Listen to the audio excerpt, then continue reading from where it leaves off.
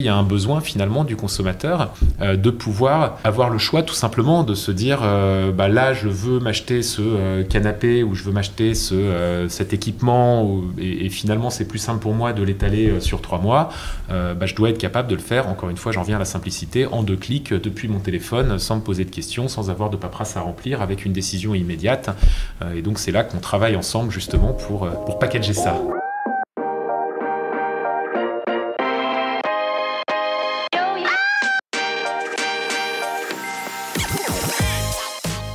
Bonjour et bienvenue parmi les Digital Doers, votre podcast source d'inspiration pour les acteurs de l'innovation. Ce programme est coproduit avec Comexposium pour l'événement incontournable qu'est le One-to-One Retail e-commerce de Monaco. Je suis Cyril Duplessis, acteur du changement dans le digital depuis plus de 20 ans. Je donne ici la parole aux personnalités de notre écosystème en France, qu'ils soient prestataires, annonceurs, marques, retailers ou pure players. Ils sont des acteurs engagés dans leur business et l'innovation fait partie de leur quotidien. Source intarissable d'inspiration, je vous propose une conversation dynamique et sincère pour vous donner accès à leur retour d'expérience, leur vision et leur analyse sur les tendances et les perspectives marché. Depuis juillet 2019, les Digital Doers rassemblent des témoignages uniques et de grande qualité directement accessibles ici même, mais aussi sur les chaînes partenaires. En effet, je produis et anime des chaînes de podcast pour compte de tiers, c'est-à-dire pour des prestataires de services du retail et du e-commerce. Le concept est simple, inviter un prospect à venir discuter de votre problématique avec un expert maison dans une conversation tripartite. Vous êtes intéressé? N'hésitez pas à me contacter directement sur le site lesdigitaldoers.com ou via LinkedIn. En attendant, je vous souhaite une bonne écoute, toujours sans coupure. Les habitudes de consommation changent et les changements s'accélèrent. Aujourd'hui, nous nous arrêtons sur les sujets du paiement où l'innovation se développe à très grande vitesse et qui, à eux seuls, sont un révélateur de tendance. J'ai le grand plaisir de recevoir 2 invités pour en parler. Julien Caillot, Deputy Group CEO d'Honnet, et Antoine Grimaud, cofondateur et CEO de Payplug. Avec eux, nous allons évoquer beaucoup de sujets, dont celui du partenariat entre Honnêt, Payplug et PrestaShop, et qui va simplifier bien des choses dans la vie des e-commerçants. Avant d'aller plus loin dans le détail, une rapide présentation d'Honnêt et Payplug avec ses 7,8 millions de clients. Honnêt est une banque internationale, filiale de BPCE et d'Auchan Holding, créée il y a 38 ans et qui se structure autour de 4 métiers: le paiement, dont le paiement fractionné, le financement, l'assurance et la lutte contre la fraude. Quant à Payplug, c'est une solution omnicanal de paiement par carte bancaire pour les PME. Depuis 2012, elle offre une alternative innovante aux acteurs traditionnels du marché et simplifie le paiement pour ses 15 000 clients, retailers et e-commerçants. En France et en Italie, Payplug a rejoint le groupe BPCE en avril 2017. Avec Julien et Antoine, nous allons d'abord prendre de la hauteur et parler du marché, c'est-à-dire des besoins des consommateurs et des marchands en matière de services de paiement. Nous poursuivrons en revenant sur la proposition de valeur de nos invités pour bien comprendre la façon innovante avec laquelle ils adressent leur marché. Enfin, nous nous attarderons sur le partenariat avec PrestaShop, car l'offre de services conjointe va être un vrai game changer pour les commerçants de la célèbre plateforme de commerce dirigée par Alexandre Ruimi. D'ailleurs, j'en profite pour vous inviter à écouter l'épisode 108 dans lequel il est mon invité. Mais avant de commencer, Julien, Antoine, pourriez-vous vous présenter en quelques mots? Toi l'honneur. Bonjour, Antoine Grimaud, donc président, cofondateur de Payplug. En quelques mots, moi j'ai un profil d'ingénieur, j'ai travaillé dans le monde de la finance auparavant et j'ai monté Payplug avec mon associé en 2012. Avec une idée simple qui est de dire que le paiement, c'est quelque chose d'assez compliqué par définition. Il y a beaucoup d'administratifs, de sécurité, de techniques dans le monde du paiement. Et la mission qu'on s'est donnée chez Payplug, c'est de faire ça de façon simple et packagée pour le rendre accessible facilement à tous les petits et moyens commerçants. Donc pour que le commerçant qui veut encaisser sur Internet ait une solution de paiement qui ne soit pas plus compliquée pour lui que de gérer Gmail ou Dropbox ou n'importe quelle application en SaaS. C'est ça la mission de Payplug. On rend le paiement simple pour tous les commerçants et on fait ça depuis 10 ans maintenant. Effectivement, on a rejoint BPCE en 2017 et on continue une belle croissance avec de plus en plus de commerçants français et italiens qui nous suivent pour encaisser sur Internet et aussi dans le monde réel maintenant et sur l'ensemble de leurs canaux. Tu as eu une expérience en finance avant, elle était déjà dans le paiement ou alors c'était complètement d'autres métiers? Complètement d'autres métiers. Ok.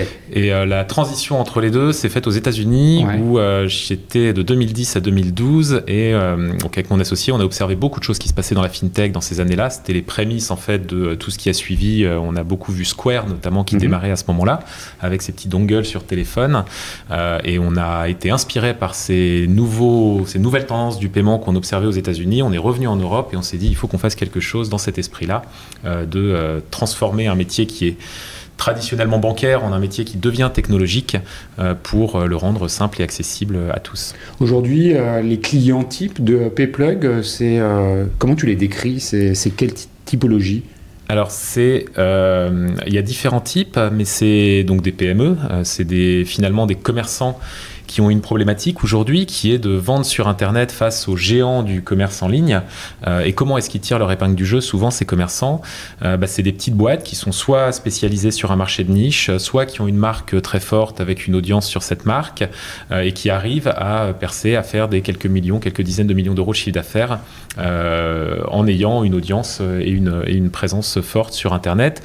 Et de plus en plus, et ça on y reviendra probablement, qui sont à la fois en ligne et en magasin, parce qu'on voit ces deux mondes qui convergent complètement sur notre marché de PME, de jeunes entreprises, de start-up, de digital brand, de tout ce qui fait le marché de PayPlug, qui sont présents en magasin et sur Internet. Donc ça veut dire que l'offre aujourd'hui disponible chez PayPlug, elle est omnicanal, comme je le disais en introduction, c'est-à-dire qu'il y a à la fois les services pour le paiement en ligne, mais aussi en magasin, avec en fait un même PSP. C'est exactement ça, avec un même PSP full service comme on appelle ça. Ça veut dire que le commerçant en 5 minutes il va se créer un compte sur PayPlug et au même endroit il va télécharger son module pour le paiement sur son site e-commerce, il va commander son terminal de paiement depuis le même interface et il va avoir toute son activité de paiement réunie à un seul endroit, y compris le Buy Now Pay Later avec Onet dont on va reparler juste après.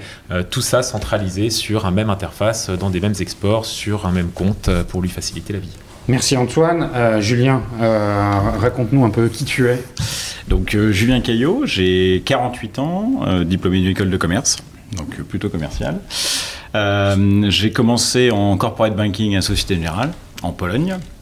Ensuite j'ai rejoint BNP Paribas, direction financière.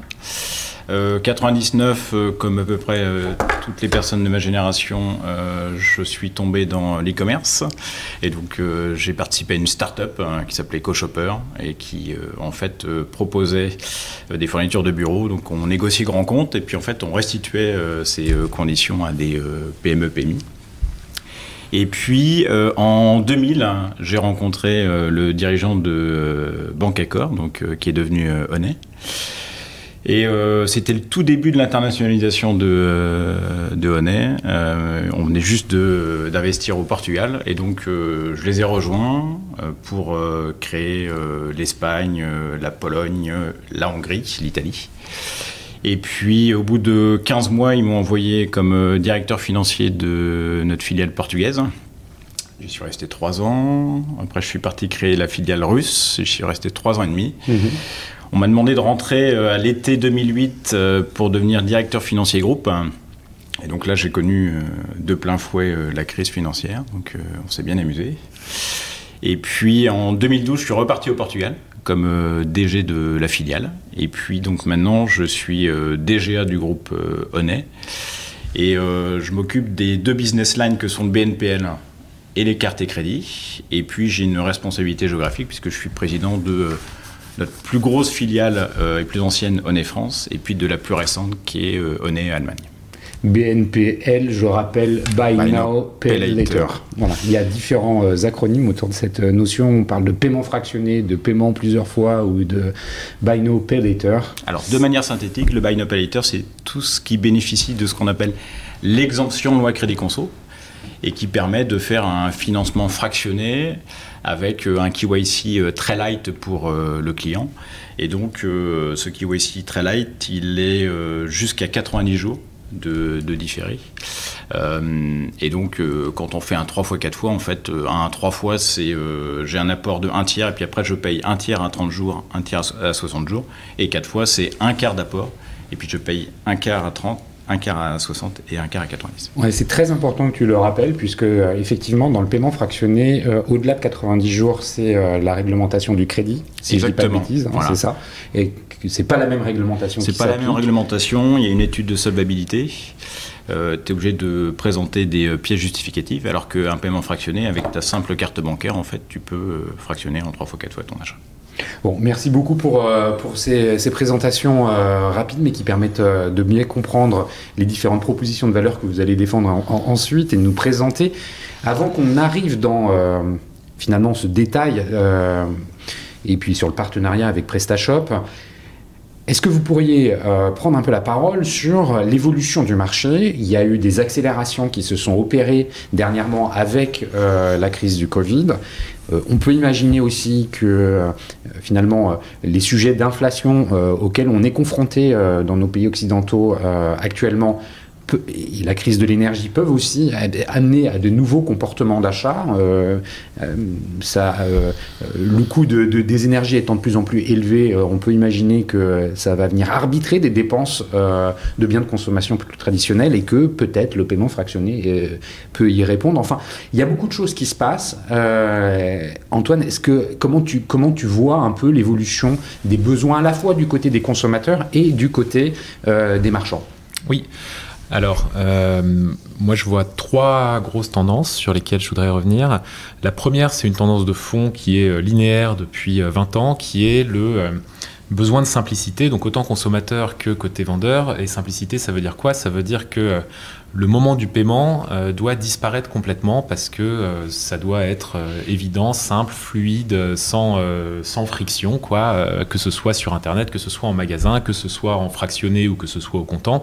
Peu importe, ça doit être hyper simple, hyper user-friendly. Donc ça, c'est une tendance de fond qui s'accélère parce qu'on a de l'Apple Pay, parce qu'on a de meilleures intégrations dans les sites e-commerce, des parcours plus fluides, plus performants, plus mobiles, plus responsives, tout ce qu'on veut. Et donc nous, c'est super important d'être positionné là-dessus parce que on vend aux commerçants cette simplicité pour son parcours d'achat, quelque chose d'efficace, d'élégant et qui marche. Donc ça, c'est une tendance de fond qui va de pair avec une réglementation de plus en plus exigeante, on va dire, qui place la barre de plus en plus haut. Et on a eu la DSP2 qui a été un gros chamboulement pour nous, les acteurs du paiement, depuis 2 ans, qui sécurise davantage ces transactions de paiement. Et donc cette tendance d'aller vers plus de simplicité, de faire disparaître l'instant du paiement, elle est d'autant plus challenging, entre guillemets, qu'à côté de ça, il y a de plus en plus d'exigences de sécurité, d'authentification, de sécurisation de l'acte de paiement. Donc ça, c'est un gros axe, et ça, fondamentalement, c'est notre métier. C'est-à-dire, nous, on embarque cette complexité et on en rend un produit simple pour l'acheteur et pour le vendeur, que tout ça se fasse en un claquement de doigts, en quelques millisecondes, sans problème d'aucune forme. Je pense que c'est hyper important ce que tu viens de dire, parce qu'effectivement, l'authentification forte, qui est de plus en plus présente aujourd'hui dans les montants un peu important, enfin au-dessus de 50 €, il est assez fréquent d'avoir cette authentification forte. Il y a un sujet d'UX derrière, parce que quand on est sur son app mobile et de plus en plus d'achats se font via le mobile et qu'on doit jongler entre l'ouverture d'une app ou d'un site et puis aller sur son application bancaire pour valider, c'est potentiellement un risque de perdre le consommateur. Exactement, c'est exactement ça, et on voit des différences de taux de conversion entre un paiement sur lequel on n'a pas cette étape d'authentification forte et un paiement où on passe par cette étape. On perd entre 5 et 10% de taux d'acceptation. Donc concrètement, c'est vraiment des clients qui perdent le réseau, qui sont perdus sur l'appli bancaire, qui changent d'avis parce qu'il y a une étape de plus et qui finalement vont pas au bout de l'acte d'achat. Et ça, si on se met dans la peau du commerçant, c'est quand même super dommage parce qu'il a amené son client jusqu'à cette dernière étape de prise de décision d'achat, et à la dernière étape, pour une raison qui est un peu technique, finalement, le truc va pas au bout. Donc clairement, il y a une grosse responsabilité des acteurs du paiement comme nous de rendre ça hyper efficace, hyper rapide pour que ça se passe bien pour l'acheteur et pour le vendeur, tout en ayant évidemment ce que la DSP2 doit amener, c'est-à-dire plus de sécurité quand même et moins de risque de fraude. Oui, c'est-à-dire qu'en fait, dans ce que tu dis, il n'y a pas 2 acteurs, c'est-à-dire le commerçant et le consommateur, il y a au milieu la réglementation. Exactement, exactement. Et nous, on l'absorbe de façon à ce que ni le consommateur ni le vendeur n'aient à s'en préoccuper finalement, parce qu'on leur package un truc qui répond à toutes les exigences réglementaires et qui ne crée pas de friction. Je disais, il y avait 3 grosses tendances. Ça, c'est la première. Pour moi, c'est aller vers plus de simplicité dans un environnement plus réglementé, plus sécurisé, etc. Et c'est une tendance de fond depuis 20 ans. La deuxième, qui a été vraiment accélérée par contre par la crise sanitaire, c'est ce qu'on mentionnait au début, l'omnicanalité. Et donc le fait que des commerçants qui étaient au départ en ligne viennent en magasin, ça on l'observe depuis quelques années. Et pendant la crise, on a beaucoup vu les commerçants en magasin qui se sont rabattus sur le commerce en ligne de différentes manières. Pour certains en ouvrant un site e-commerce, mais pour d'autres simplement en faisant de la vente par téléphone, de la vente par les réseaux sociaux, mais donc toujours dans un contexte de vente à distance où il faut être capable de se faire payer par quelqu'un qui n'est pas au même endroit que soi au moment de la vente. Parce que, évidemment, confinement, magasin fermé, et donc des commerçants qui se retrouvaient dans cette situation. Et donc on a vu une vraie accélération de la convergence entre le commerce en ligne et le commerce en magasin pendant cette crise sanitaire, où ces commerçants sont de plus en plus devenus les mêmes, où en fait tous les commerçants en ligne se disaient à un moment il faut que j'ouvre un magasin, et tous les commerçants en magasin se disent à un moment il faut que j'ouvre un commerce en ligne. Ils sont tous en train de se poser ces questions-là. Et ça, c'est vrai évidemment dans le grand retail depuis longtemps, mais nous on l'observe sur notre marché un peu plus mid-market, un peu plus PME, vraiment à la vitesse grand V depuis la crise sanitaire. Et donc être capable de proposer ces solutions qui marchent aussi bien en ligne qu'en magasin, qui font le lien entre les deux, qui sont performantes avec des parcours croisés où on décide en magasin puis on achète en ligne ou l'inverse, c'est devenu super important pour le commerçant et puis du coup pour l'acheteur aussi pour pouvoir faire ce qu'il veut. Et la troisième tendance, et je passerai la parole à Julien là-dessus bien sûr, parce que c'est lui le spécialiste, c'est effectivement dans un contexte d'inflation, dans un contexte de crise économique, d'incertitude sur ce que va être demain d'un point de vue trésorerie, l'explosion incroyable du Buy Now Pay Later qu'on a vu depuis 2-3 ans. Ça a été un phénomène complètement hallucinant pour suivre beaucoup de tendances dans la fintech. Celui-là, il est hors du commun. On a vu une accélération hallucinante sur laquelle il y a encore de la place parce qu'on n'est pas au niveau en France des pays nordiques ou de l'Allemagne sur ce sujet-là. Le développement du Buy Now Pay Later est encore au début de son exponentiel, si on peut dire. Mais ça s'est accéléré extrêmement vite avec beaucoup d'acteurs qui sont rentrés là-dessus, donc aussi plus de concurrence que ce qu'on avait avant sur ce marché-là. Mais pourquoi ? Parce qu'il y a un besoin finalement du consommateur de pouvoir avoir le choix tout simplement de se dire là je veux m'acheter ce canapé ou je veux m'acheter cet équipement et finalement c'est plus simple pour moi de l'étaler sur 3 mois, je dois être capable de le faire, encore une fois j'en reviens à la simplicité, en 2 clics depuis mon téléphone sans me poser de questions, sans avoir de paperasse à remplir, avec une décision immédiate, et donc c'est là qu'on travaille ensemble justement pour packager ça. Bon, merci pour ces éléments d'analyse, Julien. Effectivement, plusieurs questions sur le paiement fractionné. Antoine nous explique que finalement, on n'est pas aussi mature que d'autres pays du nord de l'Europe. C'est quoi la maturité du système français par rapport à ça ? On en est où et c'est quoi la référence ? Alors, d'abord, pour revenir sur ce que Antoine exposait, c'est vrai que le poids du e-commerce il est de plus en plus important. Ça a été accéléré par la crise. Et donc, du coup, je pense que les consommateurs français et européens, en fait, sont de plus en plus à l'aise avec le digital. Ça, c'était le premier point. Le deuxième point, c'est qu'en fait, il y a énormément de retailers qui ont dû switcher hyper vite, effectivement, offline, online. L'exemple de Boulanger, c'est qu'ils ont mis du click and collect en 3 jours en place quand il y a eu le premier confinement. Et du coup, ce qui était vendu en assisté avec un vendeur, en fait, s'est retrouvé autoporté sur le digital. Et donc, c'est hyper important de pouvoir avoir un tunnel de conversion qui soit le plus fluide possible. Et c'est vrai que le Buy Now Pay Later permet d'avoir ce tunnel de conversion et d'accélérer la vente. Et à la fois d'augmenter le panier moyen, puisque en fait on a des augmentations de panier moyen qui vont entre plus 20, plus 70% grâce au Buy Now Pay Later. Donc ça c'est hyper important. Et puis effectivement, on est sur un marché qui est en train de se construire, qui a un taux de croissance qui est hyper important. On est à plus 20, plus 30% chaque année sur le Buy Now Pay Later en France. Nous, on enregistre des croissances qui sont encore supérieures, puisqu'on est plutôt à plus 40 par an, mais ça représente entre 6 et 8% du e-commerce en France. En Allemagne, effectivement, on est déjà à 25% de taux de croissance du Buy Now Pay Later. Avec du taux de pénétration, tu veux dire ? Du taux de pénétration sur le e-commerce. Ouais, avec un poids très important d'un produit qui arrive sur le marché en France, qui est le Pay Later, et qui permet à un client en fait, de payer à 14 ou à 28 jours. Ce qui te permet, notamment sur du fashion, de pouvoir commander plusieurs pantalons, plusieurs tailles. Tu le reçois chez toi, tu essayes, tu gardes 30% des produits, tu renvoies et tu n'es facturé que du reliquat, enfin que du net. Est-ce qu'il n'y a pas un élément culturel aussi, quand on prend en exemple l'Allemagne, qui est habituée à payer sur facture fin de mois, historiquement, et qui explique aussi le taux de retour plus élevé en Allemagne. Tu viens justement de l'expliquer. Zalando, c'est par exemple une des premières plateformes à expliquer que tu peux commander 5 paires de chaussures et renvoyer celles que tu veux pas et tu paieras que celles que tu gardes. C'est un peu ça que tu es en train d'expliquer. Et ce que je comprends au travers des lignes, c'est que ces habitudes de paiement, de consommation et de paiement, les deux sont imbriqués, arrivent en France. On peut s'attendre à trouver finalement un taux de pénétration du paiement fractionné à peu près identique en France dans quelques années à celui de l'Allemagne. Oui, je pense que effectivement le potentiel il est entre 15 et 20% du e-commerce. Et puis ce qui est important, c'est qu'en fait cette fluidité des parcours qu'on voit sur le digital, comme les retailers sont de plus en plus omnichannel, en fait ils veulent avoir la même fluidité en magasin et donc on voit arriver le Buy Now Pay Later aussi en magasin. Et comme le retail magasin, c'est encore 85% du total du retail, ça permet effectivement d'annoncer de belles heures pour le Buy Now Pay Later en France et en Europe.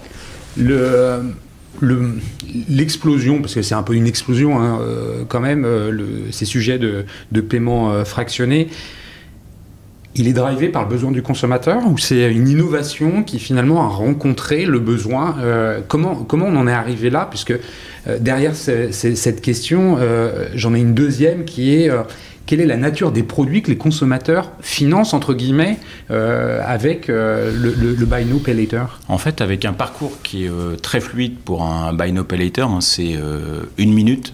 Pour souscrire à un paiement fractionné, en fait, c'est presque aussi simple que de payer au comptant avec sa carte bancaire. Du coup, ça désinhibe énormément les consommateurs. Le sujet, il est aussi que aujourd'hui, effectivement, avec la situation de pouvoir d'achat qui se dégrade, ça permet de lisser un achat qui est important et qui n'est pas forcément prévu. Et puis, il y a aussi l'achat qui est plus raisonné et cette notion de mieux consommer. Et donc, un produit qui va être plus durable, qui va être plus cher. Et donc, avec le paiement fractionné, en fait, je peux m'offrir ce produit-là que sans fractionnement, je n'aurais pas pu acheter. Et donc, cette notion-là, elle est fondamentale. Et on le voit dans les études. En fait, on a 58% des consommateurs qui aurait acheté un produit plus durable s'il y avait une solution de Buy Now Pay Later sur le site sur lequel il shoppait. Et donc le consommateur, il est prêt à financer tout type de produits. Est-ce qu'il y a finalement des catégories de produits qui sont plus éligibles entre guillemets à cette offre-là? On pense tout de suite par exemple à l'électroménager qui représente des dépenses inhabituel, on ne remplace pas son électroménager toutes les années. Et quand on doit le faire, souvent, c'est un imprévu, la machine qui ne fonctionne plus, il faut la remplacer. Alors, il y a aussi la réparation, mais enfin, bon, c'est quand même dans ces cas-là qu'on a besoin de facilité de paiement, potentiellement. Est-ce qu'il y a d'autres typologies de produits auxquels le consommateur, pour lesquels le consommateur utilise le paiement fractionné? Alors, effectivement, bon, nous, on a créé le Buy Now Pay Later en France en 2008. C'était Pixmania. Et nos premiers clients, ils étaient très focalisés sur l'électroménager. Et aujourd'hui, on voit qu'on est présent dans absolument toutes les verticales retail. Aujourd'hui, les gens, ils financent un voyage en Buy Now Pay Later. Ils vont financer l'école de ski en Buy Now Pay Later. Ils vont financer l'atelier de réparation de leur voiture en Buy Now Pay Later. Et donc, en fait, ce mode de consommation, en fait, il s'est répandu sur l'ensemble des verticales. Et c'est vrai en France et c'est vrai en Europe. Ok, merci pour cette introduction du marché, enfin du marché du paiement fractionné. On voit bien la complémentarité qui existe entre, d'un côté, les services, PayPlug, et puis l'activité plus bancaire. Est-ce qu'on peut dire ça comme ça? Une activité plus bancaire pour le paiement fractionné et plus service pour PayPlug? Est-ce que c'est... Honnêtement, moi je considère que le Buy Now Pay Later, il fonctionne chez Honnet parce qu'on est sur 3 pieds qui sont équilibrés. On a cet ADN parce qu'on a été créé par un retailer, par Auchan, il y a 38 ans, donc on connaît bien le commerce. On a cette notion bancaire, ce pilier bancaire qui a été encore renforcé depuis que BPCE est notre actionnaire de référence, donc depuis octobre 2019. Et puis cette composante tech qui est fondamentale et que on retrouve dans ce pôle qui a été créé au sein de BPCE, qui est Digital and Payment et qui nous permet de travailler avec Payplug, qui effectivement nous propose des solutions qui sont plug and play pour des commerçants qui sont nouveaux pour nous. On avait l'habitude d'être un peu sur du sur-mesure pour des tier 1, tier 2. Et avec Payplug, en fait, on peut proposer du prêt-à-porter et offrir ces solutions de Buy Now Pay Later à l'ensemble des commerçants, parce que c'est une demande de leurs clients finaux, et leurs clients finaux, c'est les mêmes que ceux des grands sites. Alors justement, la transition est bonne. Antoine, est-ce que tu peux nous dire, en fait, comment vous avez simplifié finalement l'accès à ces services de paiement? Est-ce que c'est à la fois de la tech? Je comprends que oui, mais est-ce que c'est aussi une compréhension des besoins des marchands? Comment vous en êtes arrivé à rédiger quelque part ce cahier des charges? Oui. En fait, je pense que la logique, elle est assez simple. Elle est de se dire, jusqu'à ce que des solutions, enfin Payplug, mais d'autres, arrivent dans les années 2000, entre 2010 et 2020, quand on était prestataire de paiement, on s'adressait au monsieur paiement chez le retailer. Donc par définition à des grands retailers, puisque des retailers qui ont un monsieur paiement, c'est forcément des boîtes assez larges, assez grosses. Et nous, la question qu'on s'est posée, c'est chez toutes ces PME, chez ces startups du retail, ces digital native brands, etc., il n'y a pas de monsieur paiement en fait. Il y a un chef d'entreprise qui connaît bien son produit, il y a probablement un directeur technique, un directeur produit, mais il n'y a certainement pas de monsieur paiement, il n'y a certainement personne qui connaît le paiement. Donc nous, la question qu'on s'est posée d'un point de vue vraiment utilisateur, en se mettant dans la peau de ce commerçant, c'est comment est-ce qu'on fait un truc qui est aussi simple et aussi intuitif, encore une fois, que n'importe quel service qu'il va utiliser en SaaS, que ce soit pour le marketing, pour gérer son site, pour gérer sa newsletter, pour gérer n'importe quelle partie de son activité, sur lesquelles il y a de plus en plus de choses qui existent très simples. Et donc quand on voit les choses comme ça, et qu'on se met du côté du client, on se dit il n'y a pas de raison que le fait de s'inscrire prenne plus de 5 minutes. Il n'y a pas de raison qu'on ne puisse pas changer d'offre en 2 clics en se disant bon bah là je veux passer sur une offre premium directement depuis mon portail sans engagement parce que j'ai des besoins qui évoluent et j'ai besoin de plus de fonctionnalités. Il n'y a pas de raison que l'intégration sur la plateforme e-commerce comme PrestaShop dont on parlera, mais aussi comme Shopify, comme Magento, comme WooCommerce, comme toutes les plateformes e-commerce du marché, ce soit plus compliqué que 3 clics dans cette plateforme pour intégrer le module de paiement. Et donc en prenant le prisme du client qui n'est pas un expert du paiement, finalement c'est comme ça qu'on peut résumer un peu notre façon de faire, on se force à simplifier chaque étape, à pas utiliser de jargon, à pas utiliser de code technique, à pas utiliser des choses qui nécessitent un mode d'emploi à côté, quoi, et à tout faire d'une façon qui soit intuitive et à la portée de non-spécialistes. Donc ça, on comprend bien la façon avec laquelle vous adressez le marché. Quels sont les services que vous proposez? Est-ce que c'est tous les paiements? Est-ce que c'est franco-français? Tu as parlé de l'Italie. Est-ce qu'un Français qui veut aussi vendre à un Espagnol ou à un Allemand le peut? Enfin, c'est quoi finalement la palette de services? C'est une bonne question. La palette de services aujourd'hui, elle est pensée pour répondre aux besoins du commerçant français ou du commerçant italien, parce qu'effectivement, c'est les deux marchés sur lesquels on est très présent, et on se développe de plus en plus sur d'autres géographies où on commence à mettre des billes en Europe. Mais aujourd'hui, on est très présent sur ces deux marchés-là et on pense vraiment aux besoins de ces marchands-là. Et ces marchands, effectivement, le marchand français, il a besoin de vendre à un client espagnol. Alors, heureusement pour nous, le client espagnol, il paye aussi par carte et il paye aussi en euros. Donc, les systèmes sont finalement assez homogènes pour adresser ce type de commerçants et ce type de besoins. Là où se pose notre limite à nous, c'est effectivement sur des commerçants qui vont être beaucoup plus internationaux, mais qui ne sont pas forcément ceux qu'on cherche à adresser, parce que ce n'est pas vraiment notre cible et qui vont avoir des besoins de payer dans des devises japonaises ou chinoises avec des usages un petit peu plus ad hoc. Mais ça, c'est pas, finalement, d'autres le font bien, nous, c'est pas forcément notre rôle. Donc nous, la palette de services, c'est le besoin de paiement du commerçant français, italien qui vend en Europe. Voilà, et donc c'est du paiement par carte, au comptant, en différé, en fractionné, en one click aussi, c'est une grosse demande, l'achat en un clic, j'enregistre ma carte sur le site, je reviens, je peux repayer avec la même. L'omnicanalité dont on a parlé, la relance de panier abandonné en envoyant un lien de paiement en 2 clics pour aller chercher un consommateur qui n'a pas été au bout de l'acte d'achat ou pour faire une vente par téléphone. Donc là, c'est une espèce de plugin, enfin, c'est une notion, une feature un peu plus marketing, hein, de la relance de panier. Exactement. Ça me fait penser, quand je t'entends parler de ça, au sujet du dashboarding, comment c'est monitoré tout ça? Alors, c'est une super question et en fait, il y a une dimension à laquelle on ne pense pas. D'abord, évidemment, nous, on a des dashboards et on fait tout pour qu'ils soient simples, lisibles, efficaces, avec des exports Excel ou des interfaces web sous différentes formes pour que ça soit le plus intuitif possible. Mais au-delà de ça, il y a une notion qui est importante, c'est que le paiement, ça n'existe jamais en stand-alone, ça n'existe jamais tout seul. Le paiement, ça existe dans un écosystème. Ça veut dire que nous, on doit fonctionner avec le CMS type PrestaShop, mais aussi avec le logiciel de compta, avec le logiciel de caisse si on est en magasin, avec le logiciel de gestion de stock, avec le RP. Tout ça doit fonctionner de façon coordonnée pour que quand il y a un achat qui a lieu, tout se mette à jour avec le stock, le statut de la commande, système de paiement, la comptabilité. Et en fait, c'est aussi ce qui fait que le paiement reste quelque chose d'assez local finalement et que des gros acteurs américains ou vraiment très mondiaux on réussit aujourd'hui à tirer notre épingle du jeu face à eux sur nos marchés, c'est parce qu'on est très intégré dans ces écosystèmes qui restent très locaux. Et en fait, une force de PayPlug, ça va être les centaines de partenariats qu'on a aujourd'hui. On en a à peu près 500, je crois, des partenaires avec lesquels on travaille, qui font tous ces métiers, qui sont connexes au paiement et qui font que le système de paiement, il est bien branché à l'ensemble de l'écosystème du commerçant. Et donc, quand tu parlais de dashboard, ces dashboards, en fait, ils sont partout et il faut qu'ils soient cohérents entre l'interface de PrestaShop ou de Shopify et le logiciel de compta et le logiciel de stock, etc.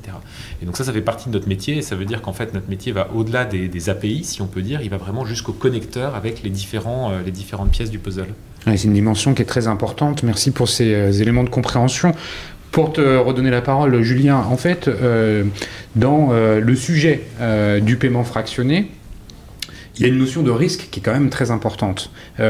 Qui porte le risque? Bref, derrière, c'est un peu toute la proposition de valeur du paiement fractionné chez Honnet. Comment tu peux nous expliquer tout ça? Alors, le risque et la fraude, c'est porté par Honnet. Donc, ça, c'est fondamental. Nous, notre métier, historiquement, c'est d'être capable d'octroyer un crédit à un client qu'on ne connaît pas. Donc, on a développé un savoir-faire très fort sur les scoring. On a développé aussi un savoir-faire très fort sur tout ce qu'on appelle identité digitale et gestion de la fraude. Et en fait, la combinaison de ces deux savoir-faire fait qu'aujourd'hui, on est capable de proposer les meilleurs taux d'acceptation du marché. On va jusqu'à 98% de clients qui sont acceptés.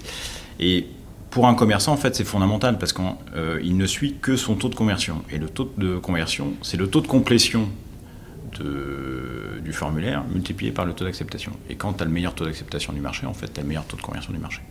Et donc, c'est comme ça qu'on est reconnu. Donc, le risque client, il est porté par nous. Et puis, pour le commerçant, ce qui est fondamental, c'est qu'on le finance rapidement, en moins de 48 jours. Et donc, en fait, le client, il a fractionné son achat. En moins de 48 heures. Ouais. Le client, il a fractionné son achat et le retailer, en fait, il a reçu l'intégralité du paiement.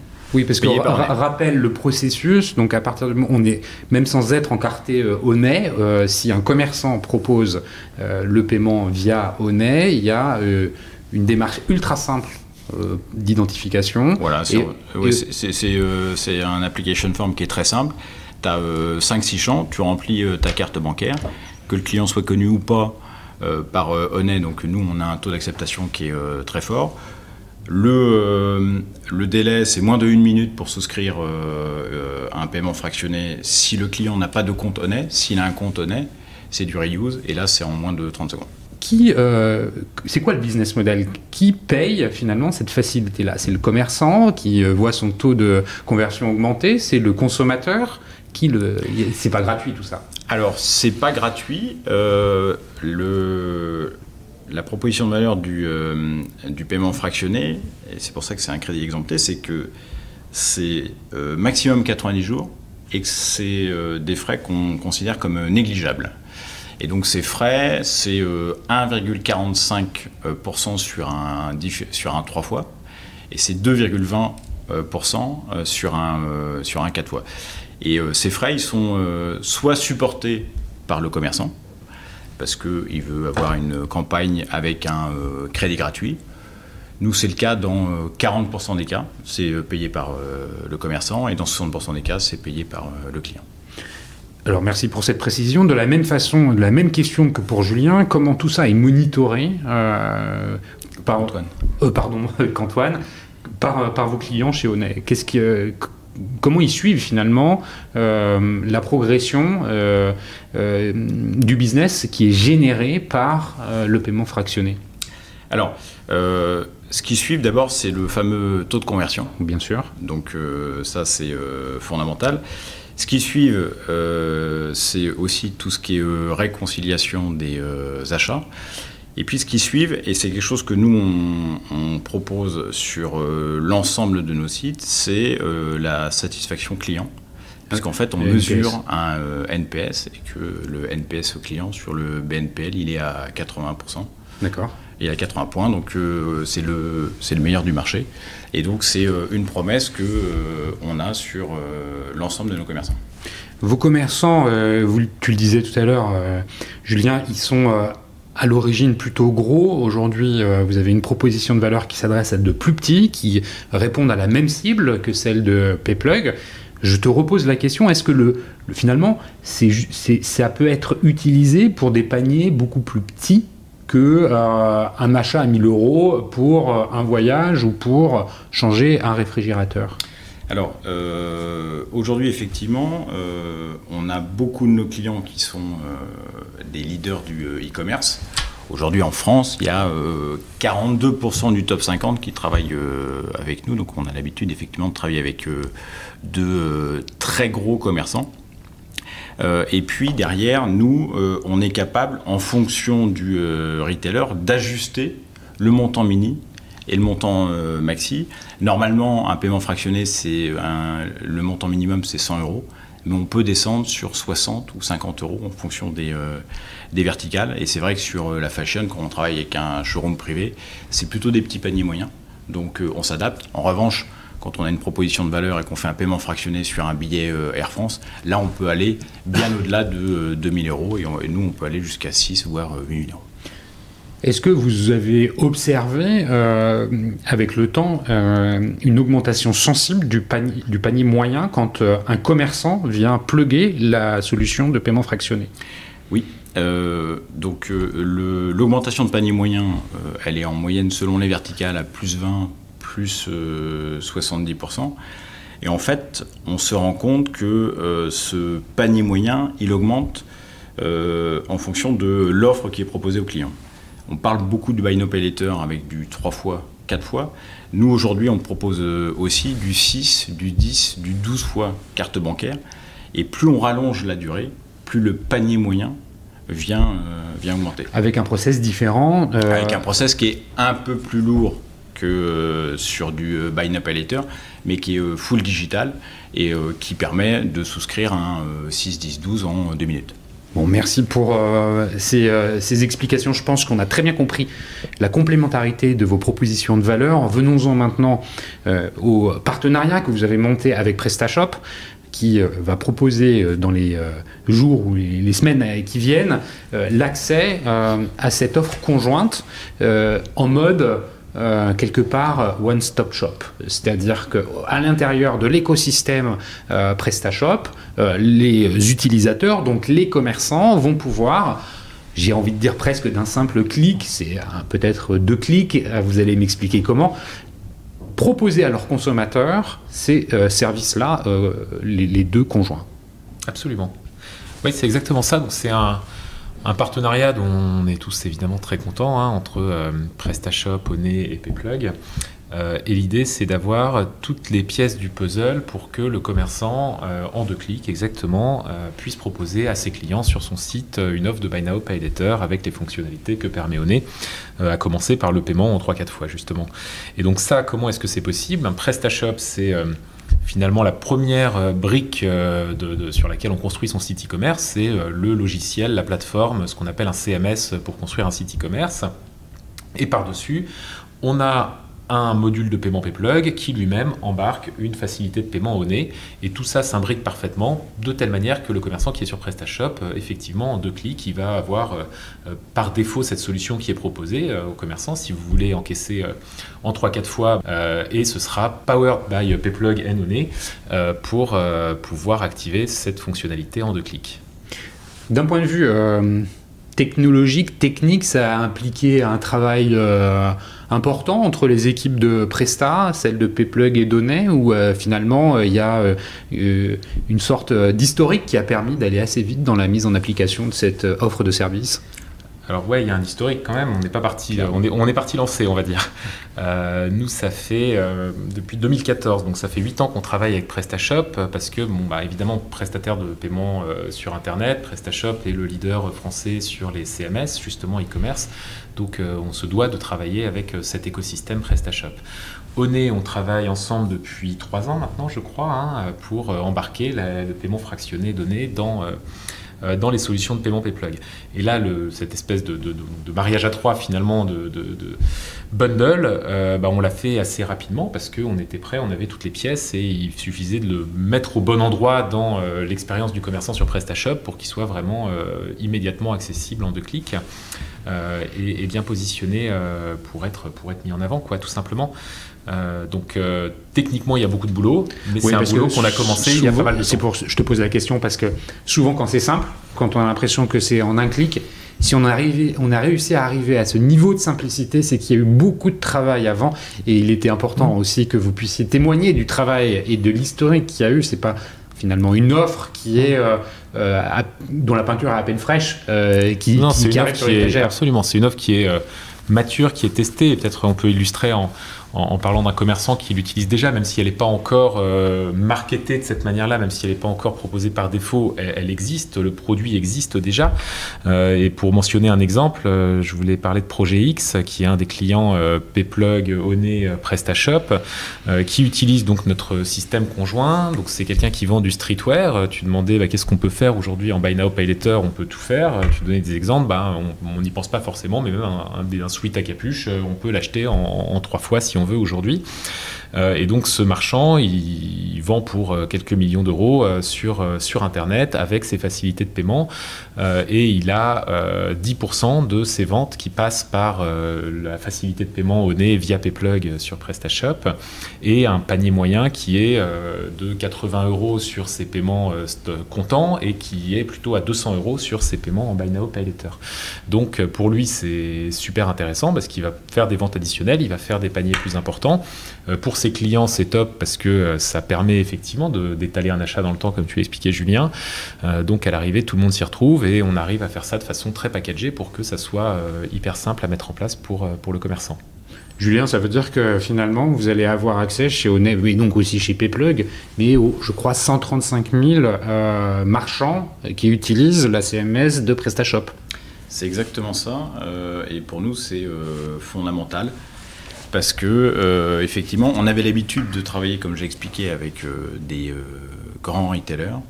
C'est pour ça qu'on avait développé des partenariats avec les PSP majeurs. Et donc, dorénavant, avec nos amis de PayPlug et PrestaShop, on va pouvoir avoir la même proposition de valeur pour les plus petits commerçants.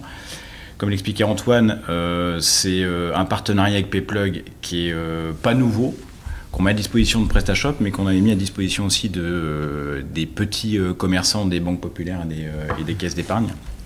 Et donc voilà, ça fait 2 ans que conjointement, on vend nos solutions pour être capable de démocratiser l'usage du Buy Now, Pay Later pour l'ensemble des e-commerçants et donc pour l'ensemble des clients finaux. Vous avez des objectifs. Comment vous allez mesurer finalement le succès de ce partenariat ? Alors ça va être, on va suivre des KPI, comme toujours quand on fait un lancement avec des ambitions très importantes comme celles qu'on s'est fixées ici. Et le but, ça va être d'équiper un maximum de marchands PrestaShop avec cette solution. Donc Je ne peux pas dire les chiffres exacts qu'on s'est fixés, mais on s'est fixé un certain nombre de targets, disons, dans les années qui viennent pour pousser cette solution. D'abord sur les marchands français et italiens, c'est les tout premiers auxquels on va toucher, puis espagnols, puis allemands, puis d'autres pays sur lesquels on va s'étendre, parce que PrestaShop est présent, pas qu'en Europe, mais notamment en Europe, et on veut couvrir très bien l'Europe à trois avec cette offre-là. En entendant parler, en fait, je pense aux commerçants PrestaShop qui utilisent PrestaShop et déjà PayPlug et qui se disent en nous écoutant, tiens, ça m'intéresse d'avoir René, mais j'ai pas vraiment souscrit au truc. Enfin, moi, je suis avec PayPlug. Comment je fais pour mettre René ? Alors, on va être très très concret. On fait 2 clics. On en fait un dans son portail PayPlug pour activer la fonctionnalité paiement fractionné, et on en fait un dans son portail PrestaShop pour mettre à jour son module et avoir le paiement fractionné disponible dans son tunnel d'achat. Ok, donc c'est vraiment très simple. C'est très simple, la simplicité jusqu'au bout. Voilà. Et à nouveau, je vous repose la question que je vous ai posée de façon séparée sur le monitoring des activités, le dashboarding. Ça veut dire qu'il va y avoir quelque chose de commun à vous deux, ou comment ça va fonctionner ? Ouais, alors en fait, nous, on est finalement dans la logique dans laquelle on travaille ensemble, une espèce de surcouche par-dessus le Buy Now Pay Later pour le démocratiser, justement le rendre accessible en un clic à ces petits et moyens commerçants. Donc finalement, dans son interface PayPlug, le commerçant va retrouver les informations de son paiement fractionné, et on va même les ramener jusque dans PrestaShop, ou dans un interface PrestaShop unifié. Il va retrouver l'ensemble de son activité de vente de paiement, mais y compris les informations sur ses paiements fractionnés. On essaye de tout remonter au maximum au même endroit pour pas qu'il ait à naviguer entre 4 interfaces différentes pour suivre son activité, quoi. Écoutez, je crois qu'on a bien compris la valeur ajoutée. En tout cas, moi qui suis extérieur à ça, je la comprends tout à fait. Je pense que les commerçants qui sont le nez dans leurs opérations quotidiennes l'auront encore mieux saisi. Merci Julien, merci Antoine pour votre participation à ce podcast. Merci des éléments d'explication. D'abord sur le marché, les évolutions. On a bien vu la proposition de valeur et puis ce partenariat avec PrestaShop. Je voudrais aussi remercier Comexposium, l'éditeur de l'événement One-to-One Retail e-commerce de Monaco, et puis à vous tous, les auditeurs qui êtes de plus en plus nombreux.